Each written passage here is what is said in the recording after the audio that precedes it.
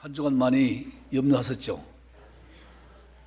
중국은 지금 오늘 아침 통계로 중국 사람 통계가 이게 정확하지 않았어요.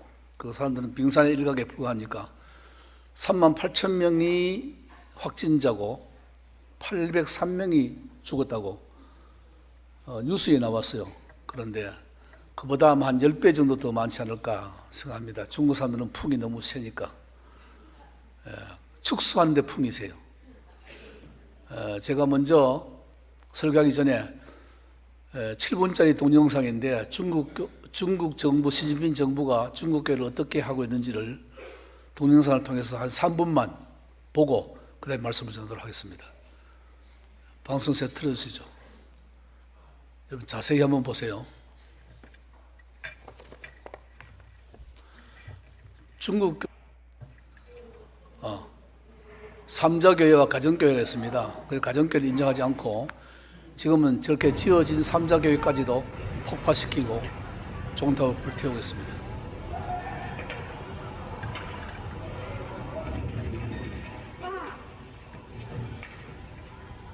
소리를 좀 높여주세요.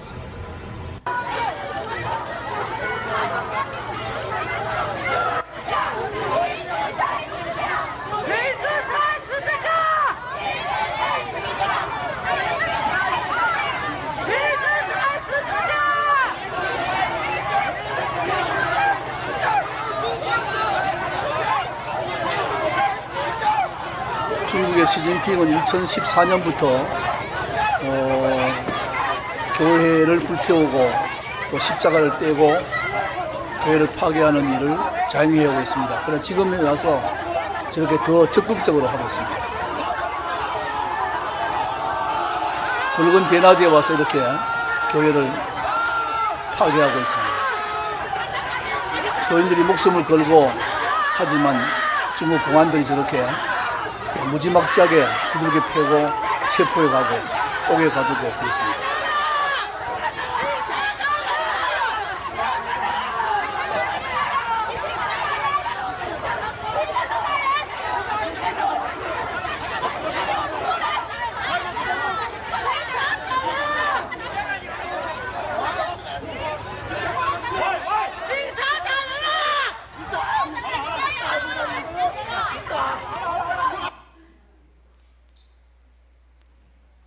한 장면만 더 보겠습니다.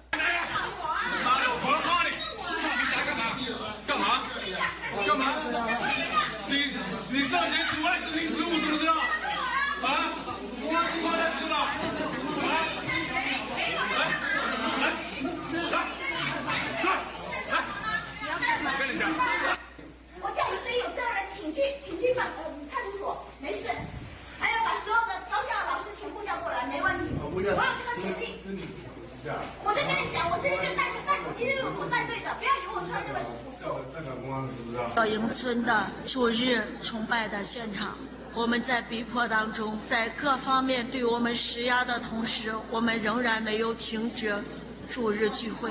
我们教会的弟兄和姐妹5点钟都来到这里，现在一同在圣坛上祷告，但外面还有恶人在虎视眈眈。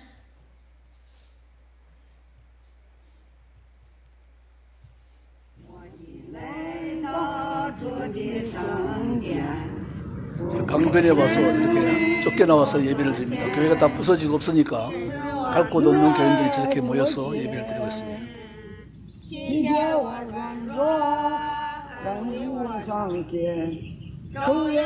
저희는 물론 목사님이 없습니다. 다 잡혀가고 평신도끼리 저렇게 예배를 드리고 있습니다.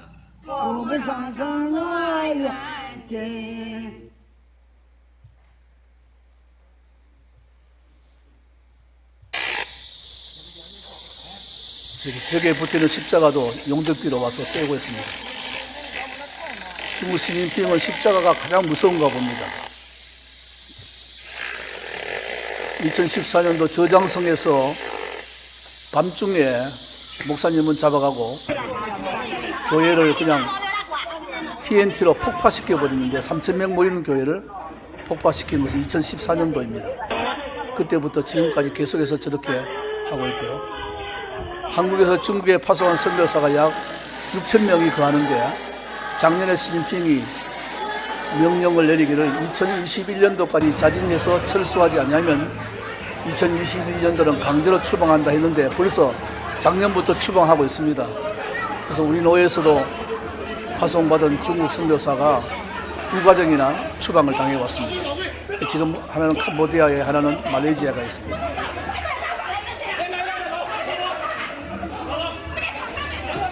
자, 여기까지만 보죠. 꺼주시기 바랍니다. 오늘 보여드리는 동영상의 그 의미가 안디옥 교회처럼이란 제목으로 오늘 설교하면서 안디옥 교회가 핍박과 환난을 통해서 세워진 교회다는 것입니다.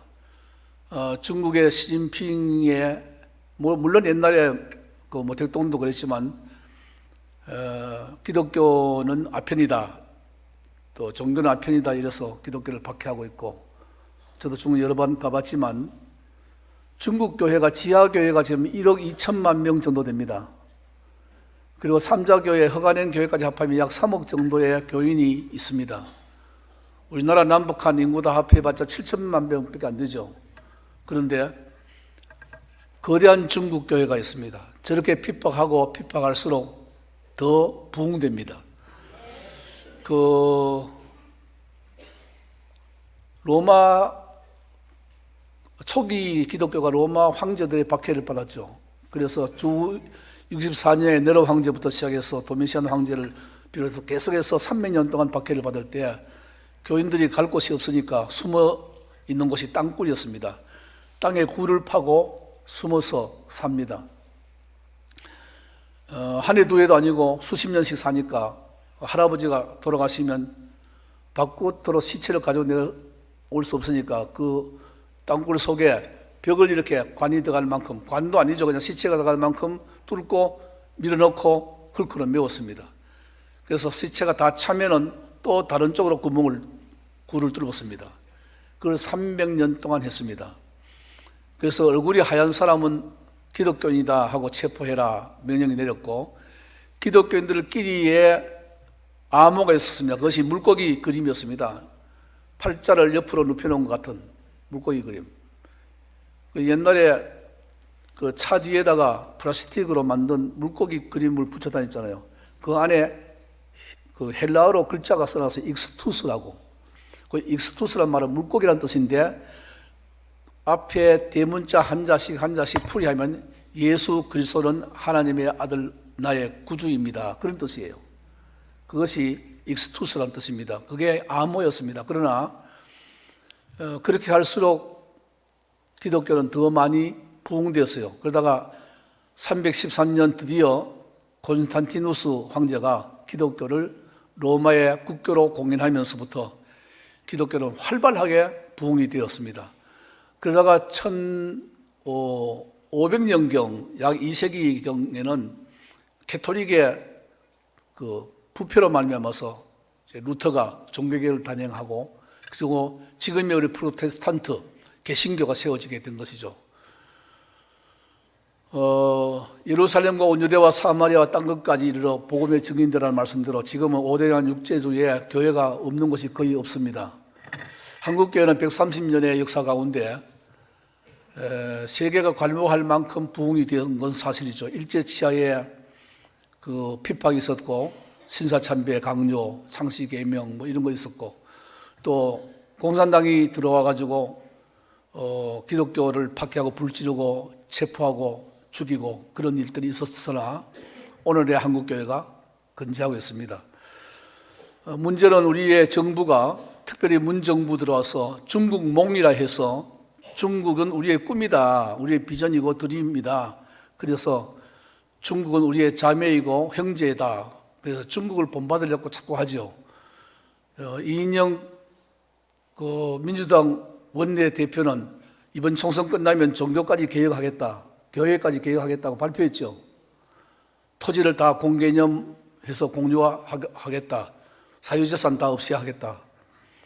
이게 지금 불을 본 듯 뻔하고 이번 총선 지면 우리는 중국 닮아갑니다.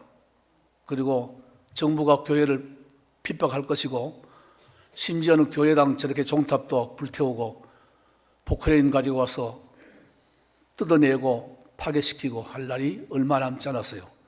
한국교회가 정신 차려야 돼요.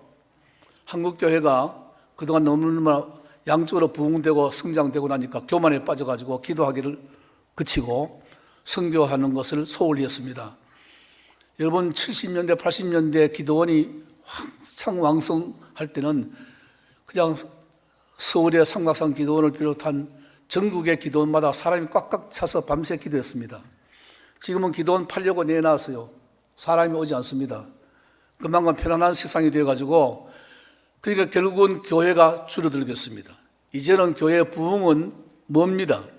지금 교회 부흥은 수평적인 이동입니다. 남부민 중앙교에서 불평불만한 사람들이 진짜 건너 동네 영도를 가든지 영도에서 불평한 사람이 일로 오든지 수직적인 것이 아니라 수평적으로 이동하기 때문에 부산, 대구, 서울 대형교회 몇몇 교회를 빼고는 교회가 침체해 있습니다. 여러분 주일학교 잘 되세요? 여러분 주일학교 잘 됩니까? 옛날에 제가 35년 전에 있을 때 우리 주일학교가 굉장히 부흥되었어요. 그래서 이 부산노회 주일학교 교사 대회, 주교 교육대회 하면 주로 출항교회 하면 우리 교회에서 했습니다. 제가 섬겼던 서문화교회도 주일학교 아이들이 중고등부 포함해서 한 1000명 정도 모였습니다. 지금은 통계가 약 600명 정도 모이더라고요. 400명이 준 겁니다. 전국 교회에 주일학교가 없는 교회가 70%쯤 됩니다. 한 세대를 30년, 40년으로 잡으면 앞으로 3, 40년 후면은 교회가 텅 비고 머리가 하얀 어른들만 남아있을 날이 멀지 않았습니다. 정신 차려야 돼요. 이제는 수명이 100세 시대니까 오래 살죠. 저출산 아이들을 안 낳지. 그러니까 주일학교 아이들이 없을 수밖에 뿐이죠.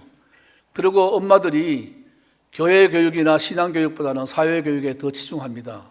하나밖에 안 나니까 하나도 안 낳죠. 한두 명 가지고 이제는 훌륭하게 키워야 되겠다. 그런 마음 가지기 때문에 교회를 등한합니다. 자식은 부모의 신앙을 본받게 되어 있어요. 여러분 전도해서 그 구역에 전도했을 때에 전도한 사람을 본받아서 새신자가 신앙생활을 합니다. 전도해온, 인도해온 사람이 주일 낮 예배, 저녁 예배, 수요 예배 열심히 가면 새신자도 따라옵니다. 그러나 전도해온 사람이 주일 낮 예배만 가고 저녁 예배도 안 가고 수요일도 안 가고 하면요, 아 그런가 보다 하고 안 갑니다. 이게 우리는 다 누구를 본받는 겁니다. 자식은 부모를 본받고요, 제자는 스승을 본받고 국민은 지도자를 본받습니다. 그런데 한국교회가 이렇게 된 이유가 여러 가지 요인이 있지만 너무 잘 살아서 그래요. 자만해서 먹고 살만하니까 배가 부르니까 하나님이 별로 필요성을 못 느끼는 겁니다. 이게 문제예요. 그래서 우리가 한국교회를 위해서 기도하고 나라를 위해서 정부를 위해서 기도하지 않으면 불언간에 여러분 나라가 망하려면요 2, 3년 안에 망합니다. 그러나 새롭게 되려면 50년이 지나야 돼요. 그거 알아야 됩니다. 여러분 우리가 이렇게 된 것 70년대 제가 48년생이거든요. 그런데 48년, 58년, 68년, 78년까지도 배고팠습니다. 그런데 이제 올림픽을 88년 하고 난 다음부터 조금씩 좋아지기 시작해서 그냥 굉장히 소득이 3만 불까지 올라간 겁니다. 3만 불 넘으면 세계적으로, 통계적으로 교회가 안 된대요. 3만 불 넘으면. 그러니까 아굴의 기도가 맞는 것 같아요. 하나님 나로 하여금 너무 부하게도 마옵소서, 나로 하여금 너무 가난하게도 마옵소서. 너무 부하면 여호와가 누군가 할까 하오며 너무 가난하면 남의 것을 도둑질할까 두렵사옵나이다. 다만 나에게 일용할 양식을 주옵소서. 아멘. 여러분 우리 너무 욕심을 내지 마세요. 너무 많이 있는 것 못 가져가요. 다 먹지도 못해. 그러니까 일용할 양식 그날 나그네 생활 가운데 우리는 필그림이잖아요. 순례자 나그네예요. 그날 있는 것 먹으면 감사해야지. 너무 많이 쌓아놓고 너무 많이 재놓으려고 하면은 거기에 반대급부로 영적으로 죽어. 우리 인간은요, 영원히 살도록 되어 있어요. 그러니까 하나님을 믿으면 천국에서 영원히 살고, 하나님 배반하면 지옥에서 영원히 살아요. 천국에서 영원히 사는 것은 우리에게 희락과 기쁨과 감사와 찬양과 기쁨이지만은 지옥에서 살면 고통밖에 뿐입니다. 여북 답답하면은 지옥에는 부자가 천국에 있는 아브라함의 품에 나사로 보고, 아브라함이여 아브라함이여, 그 나사로 새겨서 새끼손가락 끝에 물 한 방울만 찍어서 내 혀를 선하게 해달라고 그랬겠습니까? 얼마나 고통스러웠어. 그게 지옥이라니까요. 오늘 안디옥 교회처럼이라는 제목으로 말씀을 드릴 텐데, 제가 인터넷상으로 홈페이지를 통해서 보니까 59년, 여러분 홈페이지는 없고 제가 아는 대로 59년 추석 때이니까 9월 15일에서 18일 정도 3일 동안에 한국의 사라오라는 엄청난 태풍 905밀리바라는 그 기압, 큰 바람이 불어서 얼마나 죽었는가. 그때 이 경남 지역, 경북 지역, 저 제천, 영주 지역까지, 동해안은 물론 피해가 왔는데 사망 실종이 849명 통계입니다. 부상이 2,553명, 이재민이 37만 3,459명, 농경지 유실, 총 재산 피해액이 1,678억 7천만 원, 그 당시 돈으로 막대한 피해를 입었을 때에 바로 여기 요 해안가에 남부교회와 삼성교회라는 교회가 있었다는 겁니다. 어느 교회가 수해를 당했는지 저는 그걸 몰라요. 듣기만, 옛날 김원구 장로님한테 듣기만 들었는데 한 교회가 태풍으로 날아가 버렸대요. 그러니까 그 교회가 복구할 형편이 안 되니까 그 삼성교회가 날아가니까 남부교회가 그 교회를 합해가지고 그 이듬해 1960년에 만든 교회가 남부민중앙교회입니다. 그러니까 남부민중앙교회는 훨씬 그 이전에 아마 6.25 동란 때 세웠지 않을까. 왜냐하면 이 동리 자체가, 영도와 이 동리는 이북에서 피난 온 피난민들이 산 동네예요. 우리 천국 가 계신 차준복 장로님도 거제도에서 포로로 붙잡혔던 분이 이북 인민군입니다. 그런데 포로할 때 남은 거예요. 한국군에 편입된 거예요. 그래서 여기서 신앙생활을 했는데, 그때 차준복 장로님께 제가 말씀을 드렸는데 어릴 때 이북에서부터 신앙생활을 했대요. 그러니까 이곳이 이북 사람들이, 피난 온 사람들이 모여서 만든 교회가 남부민중앙교회인 줄 저는 그렇게 알고 있습니다. 환난과 핍박과 고난과 전쟁의 위험을 안고 목숨을 걸고 이곳에 와서 세운 교회가 이 교회라는 것입니다. 안디옥 교회는 어떤 교회인가? 오늘 본문 이전 말씀에 보니까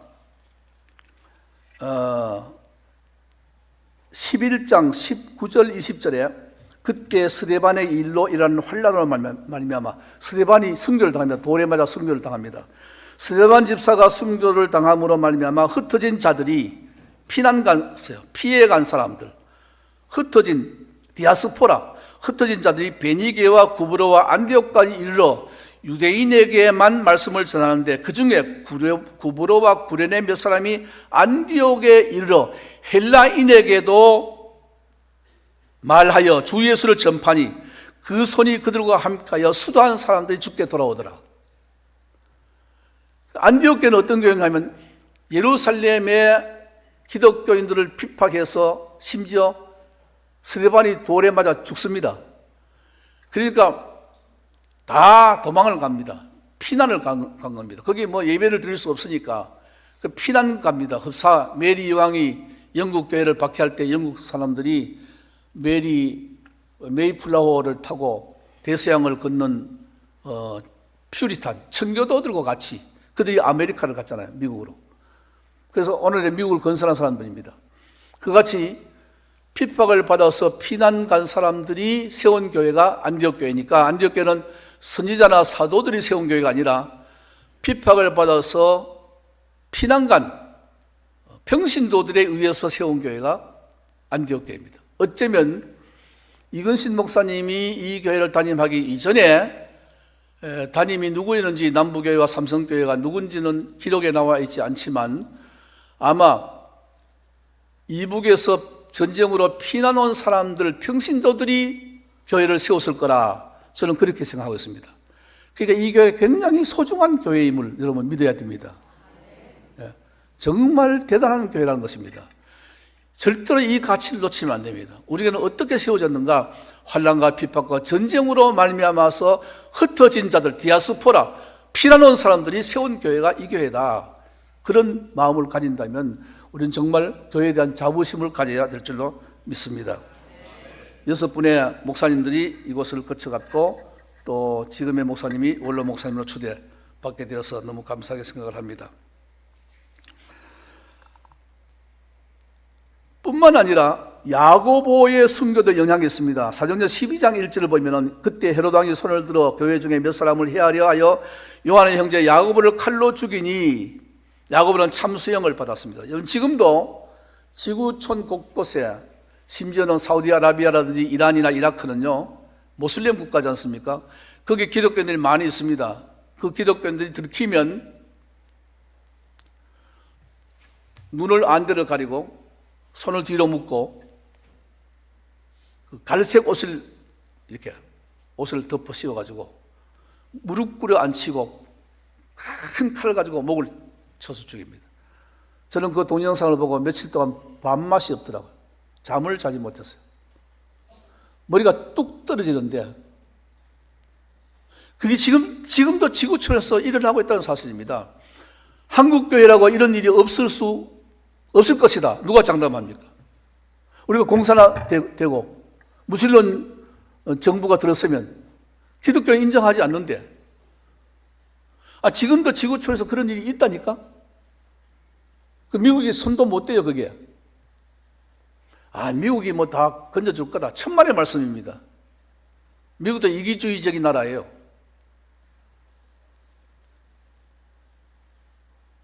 그러니까 우리가 정신을 차리고 기도해야 됩니다. 두 번째로 따라해 봅시다. 안디옥 교회처럼 좋은 교회를 만듭시다. 자, 첫 번째로 안디옥 교회는 뭐 때문에 세워졌다고요? 핍박과 환난을 통해서 피난 온 사람들이 세웠다. 평신도들. 두 번째는 안디옥 교회처럼 좋은 교회가 됩시다. 그럼 왜 좋으냐? 좋은 점이 뭐냐? 몇 가지 말씀드려요. 첫 번째 따라해 봅시다. 안디옥 교회는 모든 사람을 품었습니다. 여러분, 교회는 죄인들이 모이는 것이죠. 맞습니까? 예수님이 말씀하시기를 의인은 만이 하나도 없다고 했습니다. 내가 온 것은 죄인을 구원하기 위해서 왔지 의인을 찾아러 온 건 아니라고. 건강한 사람에게는 의원이 쓸데없고 병든 자에게 의원이 필요한 것처럼 내가 죄인을 건지러 왔다. 모든 사람이 죄를 보면서 뭐로 하나님의 영광에 이르지 못하는 다 죄인들입니다. 그리고 교회는 누가 오는가? 자기가 죄인이라고 인정한 사람이 교회에 오는 거예요. 저 교회 바깥에는 죄는 무슨 죄, 내가 왜 죄인이냐 이런 사람들이 살아요. 근데 교회 안의 사람들은 하나님 앞에서 나는 죄인입니다 라고 고백하는 사람들이 온 겁니다. 예? 주여 나는 죄인입니다, 나를 떠나소서 했던 세리처럼 말입니다.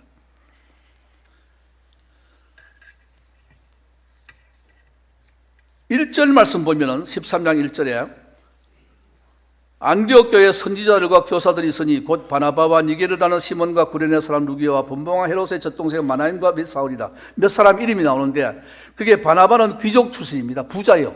밭을 팔아서 하나님께 사도들 발 앞에 두었던 사람입니다. 니게르는 뭐냐? 니그로. 시몬은 흑인이에요. 구레네 사람 루기오. 우리 루기오도 구레네가 어딘가 북아프리카 구레네에 흑인들이 사는 곳입니다. 마나엔은 누군가? 헤롯의 젖동생 마나엔입니다. 그러니까 왕궁에서 헤롯 왕이 어릴 때 같은 유모젖을 먹었다는 겁니다. 그러니까 귀족이죠. 사울입니다. 사울이 누군가? 예수 핍박했던 사람 아닙니까?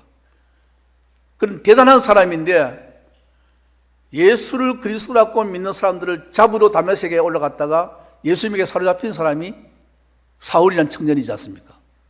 장가도 안 가고 평생 사도로 지냈습니다.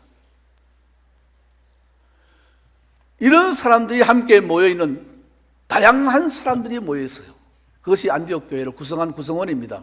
여러분, 우리는 교회는 부자만 있는 곳이 아니요, 가난한 사람만 있는 것도 아니고, 많이 배운 사람이 있는 것도 아니요, 안 배운 사람이 있는 것도 아닙니다. 우리는 다 함께 같이 어우러져 있는 겁니다. 남녀노소, 지위 고하를 물론하고 다 같이 서로 위해주고 서로 아끼는 한 몸입니다. 교회는 그의 몸이요, 우리는 그에게 붙은 지체, 가지라는 것입니다. 팔이 다리를 미워하고 눈이 발을 미워하면 안 되지 않습니까? 다 서로 위하는 것처럼 우리는 한 지체로서 형제 자매입니다. 우리는 박씨, 김씨, 이씨, 최씨 다 다르지만 우리는 예수님의 피로 값주고 산 형제와 자매인 줄 믿습니다. 천국 가면 박씨, 이씨 뭐 이런 거 없어요. 천국 가면 다 주십니다. 주님 주자 주십니다. 그러면 우리 이 지상의 교회는 뭐냐? 천국을 예행 연습하는 곳, 모델 하우스예요. 이 땅에서 신앙생활을 잘 해야, 교회 생활을 잘 해야 천국 가서도 잘 할 수 있는 거야. 그러니까 우리는 이 땅에서 교회 생활을 잘 해야 돼요. 교회가 나누어지고 이러면 안 됩니다. 저희 교회는 68년째인데요, 금년에 52년도 3월 15일 날 지어서 제가 다음 달 3월 15일 날 딱 주일날인데 설교하러 갑니다. 우리 본교회에. 68년 동안 한 번도 나누어지지 않는 교회, 한 번도 싸워서 삐져서 가는 사람이 없는 교회. 매 설립 예배 때마다 내가 그 소리가 똑같은 소리가 합니다. 자부심을 가지십시오. 우리 교회는 하나된 교회입니다. 저희 교회는 구성원들이요, 그래도 세상적으로 말하면 뭐 판사, 변호사, 재판관, 뭐 의사, 교수 꽉 찼어요.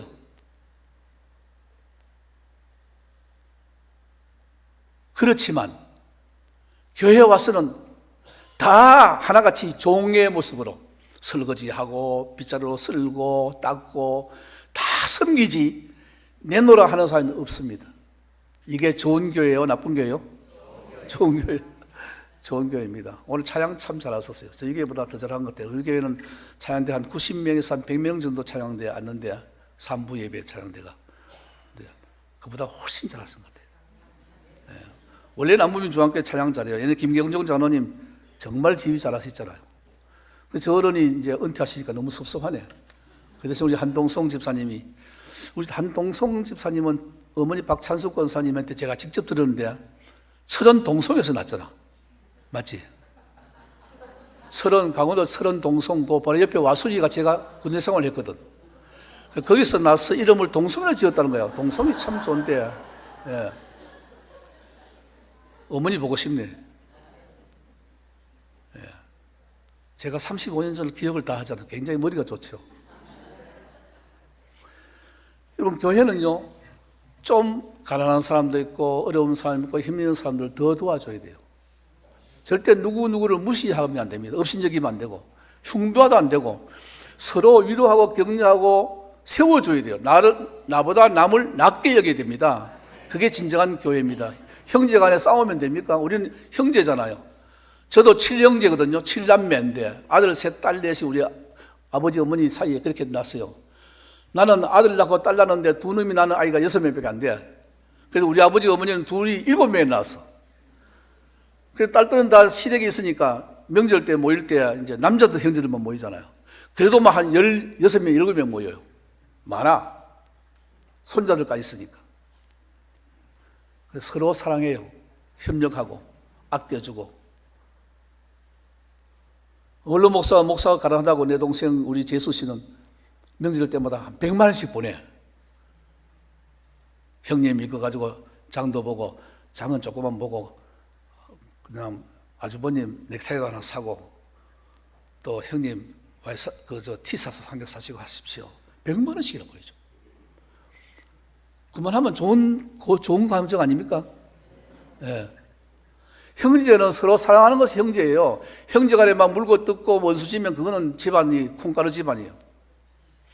그렇다면 우리는 그리스도의 피로 맺은 형제입니다. 그러니까 교회 안에 다양한 사람, 많이 배운 사람, 적게 배운 사람, 높은 사람, 낮은 사람 다 있어도 우리는 모두 다 한 형제 자매고, 교회 안에서는 뭐 판사 노릇, 교사 노릇, 여기 교장 선생님 어디 가신 장로님. 장로님 교장이지만 교회 안에서는 교장하면 안 되는 거야. 학교에서 교장이지. 여기서는 섬기는 사람이에요. 그게 맞습니다. 아멘? 예. 자, 두 번째 따라해보세요. 생동하는 예배가 있는 교회.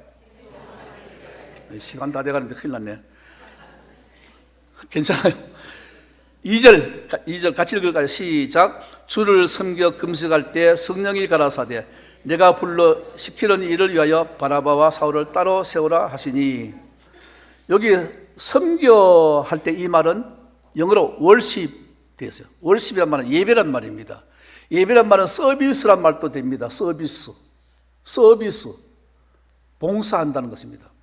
그러니까 그들이 금식을 할 때에 예배와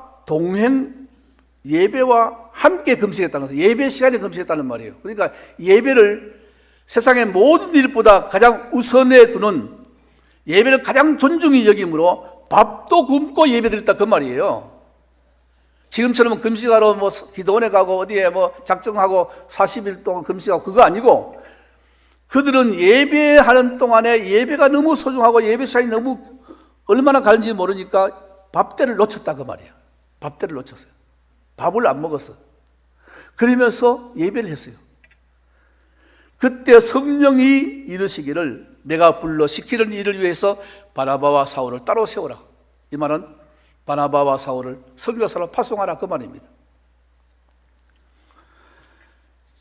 예배 시간은 어떤 경우보다 더 소중한 것입니다. 그래서 예수 믿는 사람과 믿지 않는 사람의 다른 점이 뭐냐? 예수 믿는 사람은 예배 드리는 사람이고 예수 믿지 않는 사람은 예배 안 드리는 사람이에요. 그러면 여러분 공식 예배 잘 나와야 돼요. 오늘은 지난주보다 더 많이 나오신 것 같아요. 우한 폐렴이 있는데도 불구하고 더 많이 나오신 것 같아요. 서울의 명륜교회는 뭐 예배 안 드린다 하더라고요. 영상으로 예배 드린다고. 물론 우리가 좀 미련하게 죽음을 불사하고 폐렴을 거려도 괜찮다 하고 예배 드리는 건 좀 뭐 어폐가 있지만은, 그러나 하나님이 함께 하시면은 무슨 독을 마실지라도 뱀을 집을지라도 괜찮다고 말씀했잖아. 그 말씀 믿어야죠. 그거 믿어야 돼요. 그리고 그냥 가능한 우리는 손을 잘 씻고 뭐 또 마스크도 하고, 우리 교회도 본교회도 보니까 마스크 해도 괜찮습니다. 예배 시간에 하십시오. 또 손으로 악수하지 말고 이렇게 목내 고개를 숙여서 인사하십시오 하고 광고 나왔더라고요. 저희 후임 목사님이. 좋아요. 자, 마지막 세 번째로 따라해 봅시다. 바나바와 사울을 이방 선교사로 파송했다. 여러분, 이건 뭔가 하면 양보와 희생이 있는 교회예요. 바나바와 사울은 안디옥 교회 두 기둥입니다. 큰 일꾼이에요. 아주 똑똑하고 대가 차고 많이 배우고 지위가 높은, 당시 바나바와 사울은 동등한 산헤드린 공회의원입니다. 국회의원이에요. 그런데 성령께서 그 두 사람을 이방의 선교사로 보내라는 겁니다. 순종했어요. 여러분 만약에 이제 다음 주에 중고등부 수련회를 교회 사던데요. 수련회 은혜 받은 아이들이 어느 날 마치고 와서 엄마 내년에 신학교 갈 거야. 그러면 여러분이 기절초풍할 거예요. 야 일마, 신학교가 무슨 말이야? 신학교는 아무나 가는 줄 알아? 신학교는 등신 같은 데 가는 거야. 너는 변호사하고 너는 판사하고 너는 법관 해야 돼. 너는 의사 해야 돼. 자기 집에 똑똑한 아이를 목사시키겠다, 선교사 시키겠다 하면 장로님 가정부터 목사님 가정부터 반대해. 현실이 그렇다니까. 현실이. 왜? 돈이 안 되잖아. 먹고 살기 어렵잖아요. 미래가 보장이 안 되잖아 지금. 여러분 선교사의 미래 보장되나요? 목사들 미래 보장되나? 그래도 나 같은 사람은 하나님의 은혜로 한 교회 30년 했으니까 집도 사주고 생활비도 꼬박꼬박 주고 가끔씩 와서 설교도 하라 그러고 다 해줘. 그런 큰 걱정 없이 살아. 그러나 한국교회 대부분 목사님들은 퇴임하면요, 살기가 막막해. 아무도 보장해 줄 사람이 없어요. 노예도 총회도 보장 안 해줘. 어떡할까요? 그걸 장로님들이나 권사님들 뻔히 보는데 자기 아들을 신학교 보내겠어? 안 보내. 근데 여러분 교회는 많은 분들이 자녀들을 신학교 보내서 목사 만들고 선교사 만들었잖아요. 너무 감사하죠. 이런 교회가 좋은 교회라니까요. 저희 교회가 내가 가서 25명이나 신학교를 갔어. 전국에 목사가 다 흩어져 있어. 세계에 흩어져 있어요. 이상렬 목사가 되게 좋아 보이던가 봐. 목사가 막 고생하고 어려우면요, 안 해. 은혜가 있어야 돼. 난 저런 목사님이 돼야 되겠다 싶어서 신학교 간 거야. 목회를 다 잘해요. 지금도 신학교 가려고 줄 섰어요. 여러분, 양보와 희생이 있어야 돼요. 좀 좋은 사람, 좋은 자녀들, 좋은 머리 똑똑하고 또 영성이 풍부한 아이들을요, 하나님의 일꾼으로 세워줘야 됩니다. 그래 한국교회 미래가 있습니다. 옛날에는 신학교 갈 때 그 예비고사 떨어지면 신학교 갔다고. 왜냐하면 그때는 신학교가 대학이 거의 없었어요. 1969년도 이전에는 학위를 주는 신학교가 장신 하나밖에 뿐이었어. 장로교 신학교. 우리 총신, 고신 다 69년도 이후에 그때 학교로 인정을 받았어요. 대학으로. 그러니까 예비고사 떨어지면 전부 다 각종 학교 가는 거야. 그리고 공부 잘하는 아이들은 다 좋은 대학교 가고. 그래도 그때 뜻이 있었던 부모들은요, 우리 아이가 공부는 잘하지만은 신학대학에 보내서 목사 만들어야 되겠다 해서 보내는 분들이 가끔 있었어요. 그래서 아주 머리가 탁월한 친구들이 내가 다닐 때만 하더라도 신학교 왔어요. 거창고등학교 1등 하는 아이들도 왔어요. 그러니까 그네들은 서울대학교 충분히 갈 수 있죠. 그렇지만 부모가 얘는 구별해서 하나님께 드렸다는 것입니다. 지금 좋은 목사와 선교사가 되겠어요. 여러분, 말씀을 마치려고 합니다. 저도 남부민 중학교에 있을 때 4학년이었던 아이가 4학년 올라갈 때구나. 아이가 서강대학교를 나오고 영문학 또 철학을 전공하고 루병에 가서 벨기에에서 11년 동안 공부를 하고 와서 광주 동명교회에 2년 있다가 지금 이번에 1월 달에 인천 제2교회에 부목사를 갔습니다. 저는 아들 바쳤어요. 우리 딸 주은이는 여기서 푸른 유치원 2회 졸업입니다. 그런데 목사 아내가 돼가지고 안산 동산교회 우리 사위가 한양대학교를 나왔는데 저 남아공에 가서 석사하고 안산 동산교회 9년째 지금 부목사로 있는데 담임 목사가 못 가게 해. 같이 있자고. 나는 둘 다 바쳤어요. 그런데 둘 다 바치니까 아멘은 좋지만은 내가 좀 아쉬워. 명절 때 고등어라도 한 마리 사가와야 되는데 이놈들이 전부 다 가난하니까 부목사 뻔하잖아요. 그래서 우리 딸은 10만 원씩도 보내고 또 며느리도 반찬도 보내고 이렇게 해. 근데 그 중에 한 놈은 안 보낼 걸. 괜히 보냈다. 제가 보낸 건 아니에요. 하나님이 하신 것이지. 여러분, 리빙스톤의 말을 기억합니까? 리빙스톤이 이런 말을 했어요. 하나님은 하나밖에 없는 외아들을 선교사로 주셨다. 아멘. 하나가 중요해요. 하나를 바칠 때 하나님은 놀라운 역사를 할 줄로 믿습니다.